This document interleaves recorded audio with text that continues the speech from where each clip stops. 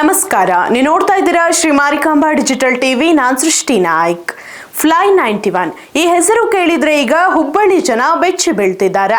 ಕಳೆದ 5 ದಿನಗಳಲ್ಲಿ 2ನೇ ಬಾರಿ ಲ್ಯಾಂಡಿಂಗ್ ಸಮಸ್ಯೆ. 2 ಗಂಟೆ ಆಕಾಶದಲ್ಲಿ ಸುತ್ತಾಡಿದ ವಿಮಾನ.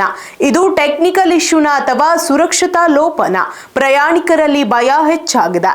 ಅಷ್ಟಕ್ಕೂ ಈ ವಿಮಾನದಲ್ಲಿ ಪದೇ ಪದೇ ಆಗ್ತಿರೋದೇನು ನೋಡಿ ಈ ಸ್ಪೆಷಲ್ ರಿಪೋರ್ಟ್. ಮೊನ್ನೆ ಹೈದರಾಬಾದ್ ಫ್ಲೈಟ್, ಈಗ ಬೆಂಗಳೂರು ಫ್ಲೈಟ್. ಫ್ಲೈ 91 ವಿಮಾನಗಳಲ್ಲಿ ನಿರಂತರ ಸಮಸ್ಯೆ. ಇದು ಕಾಕತಾಳೀಯನ ಅಥವಾ ದೊಡ್ಡ ನಿರ್ಲಕ್ಷ್ಯನ ಅನ್ನೋ ಪ್ರಶ್ನೆ ಈಗ ತಲೆದೋರಿದೆ. ಹೌದು, ಬೆಂಗಳೂರಿನಿಂದ ಹುಬ್ಬಳ್ಳಿಗೆ ಬರ್ತಾ ಇದ್ದ ಫ್ಲೈ 91 IC 3412 ವಿಮಾನದಲ್ಲಿ ಮತ್ತೆ ಲ್ಯಾಂಡಿಂಗ್ ವೇಳೆ ಸಮಸ್ಯೆ ಎದುರಾಗಿದೆ. ಸಂಜೆ ವೇಳೆಗೆ ತಲುಪಬೇಕಿದ್ದ ವಿಮಾನ ಏಕಾಏಕಿ ಲ್ಯಾಂಡ್ ಆಗದೆ ಆಕಾಶದಲ್ಲೇ ಸುತ್ತಾಟ ನಡೆಸಿದೆ. ಸುಮಾರು 2 ಗಂಟೆಗಳ ಕಾಲ ಗಗನದಲ್ಲೇ ತಿರುಗಾಡಿದ ಬಳಿಕ ರಾತ್ರಿ 9:15ಕ್ಕೆ ಸುರಕ್ಷಿತವಾಗಿ ಲ್ಯಾಂಡ್ ಆಗಿದೆ. ಪ್ರಯಾಣಿಕರು ಭಯದಿಂದ ನಡುಗಿದ್ದಾರೆ.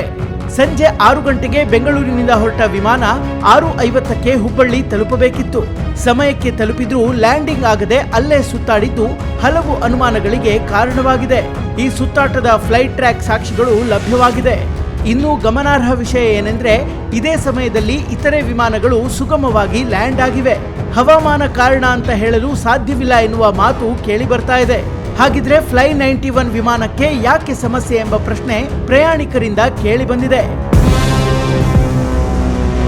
ಕಳೆದ 5 ದಿನಗಳಲ್ಲಿ ಇದೇ ಸಂಸ್ಥೆಯ 2ನೇ ಲ್ಯಾಂಡಿಂಗ್ ಸಮಸ್ಯೆ ಇದು. ಮೊನ್ನೆಯೂ ಹವಾಮಾನ ನೆಪ ಹೇಳಲಾಗಿತ್ತು. ಈಗ ಮತ್ತೆ ಇದೇ ಘಟನೆ ಮರುಕಳಿಸಿರುವುದು ಸುರಕ್ಷತೆ ಬಗ್ಗೆ ಗಂಭೀರ ಅನುಮಾನ ಮೂಡಿಸಿದೆ. ಒಟ್ಟಿನಲ್ಲಿ ಫ್ಲೈ 91 ಸಂಸ್ಥೆಯ ಮೇಲೆ ವಿಶ್ವಾಸ ಕುಸಿತಾ ಇದೆಯಾ? ಉತ್ತರ ಕರ್ನಾಟಕದ ಜನರ ಜೀವದ ಜೊತೆ ಪ್ರಯೋಗ ಮಾಡಲಾಗ್ತಾ ಇದೆಯಾ?